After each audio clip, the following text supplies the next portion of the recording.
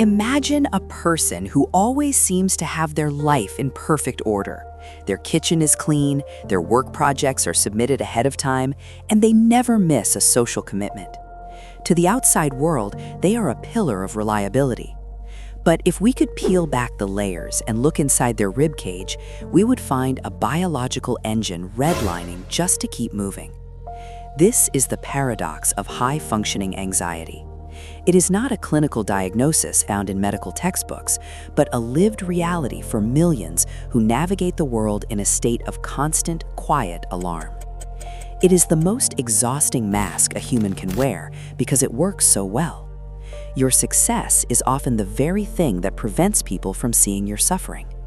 You look like you are thriving, but in reality, you are just surviving at a much higher velocity than everyone else. This performance requires a massive amount of energy, and today we want to look at why we do it and what happens when we finally stop.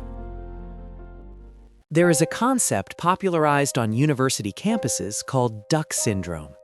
Imagine a mallard gliding across a serene pond. Above the waterline, everything is graceful and effortless. But beneath the surface, the duck's feet are paddling frantically, a desperate blur of motion keeping it afloat. This is the perfect metaphor for the gap between perception and reality. For someone with high-functioning anxiety, your checklists are not about organization. They are about warding off a sense of impending doom. You plan every interaction, you over-prepare for every meeting, and you find it almost impossible to say no, not because you are helpful, but because the terror of disappointing others is greater than the desire to rest. This version of functioning is a double-edged sword. While it produces impressive results, it is a form of survival in overdrive. You aren't thriving because you enjoy the process. You are thriving because you are afraid of what happens if you pause. The critical distinction we must make is that high functioning does not mean healthy functioning. To understand why this is so exhausting, we need to look at how your brain powers itself. Most people use what we can call clean fuel, a mix of interest, joy, and resting energy. But when you live with high-functioning anxiety, you switch to dirty fuel, also known as cortisol. Your stress hormones become your primary energy source. It works like this. You feel an initial wave of anxiety about a task. Your body releases cortisol to prepare you for a threat. You use that frantic energy to complete the task. When you finish, you get a quick hit of dopamine, the feeling of achievement. For a brief moment, the anxiety disappears, but the relief is short-lived. To feel safe again, you need another task, another accomplishment, another shot of dopamine to drown out the underlying fear. This creates a destructive chemical loop. Using cortisol to power your life is like running a car engine with poor quality gasoline. It will move the car, but it creates soot and friction that eventually melts the internal components. This is why many successful people experience a quiet burnout. It is not a dramatic, tearful breakdown, but a slow fade into numbness. You realize that you don't feel happy when you succeed anymore. You just feel a dull sense of relief that the sky didn't fall. Your adrenal system becomes exhausted, your nervous system stays stuck in threat mode, and your body forgets how to simply exist without a deadline. None of us are born with this operating system. Usually, it is installed early on, often for survival. Many people who carry the burden of high-functioning anxiety were the always-on-duty children. Perhaps you grew up in a home where you had to be the emotional manager of the family, scanning the facial expressions of your parents for a storm before it broke. Maybe you learned that you were only safe or valued when you were achieving, being the smart one or the helpful one. Over time, your amygdala, the brain's alarm center, became expertly programmed to scan the horizon for conflict. In that environment, anticipating disasters was a valid survival strategy. But now you are an adult, and though the original threat is gone, the software is still running in the background. It is an inheritance you never asked for, an old script that tells you that if you stop managing everyone's emotions and every possible variable, everything will fall apart. Your childhood role has become your adult prison, and the battery life of your soul is being drained by a background process that you no longer need to survive. Society loves high-functioning anxiety because society benefits from it.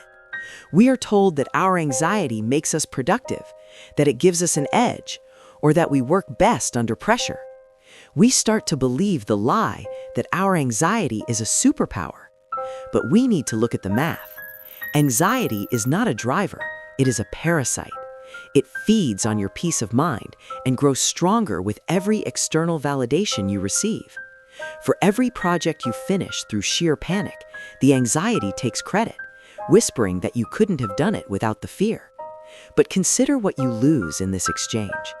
You gain a higher salary or a better title, but you lose presence.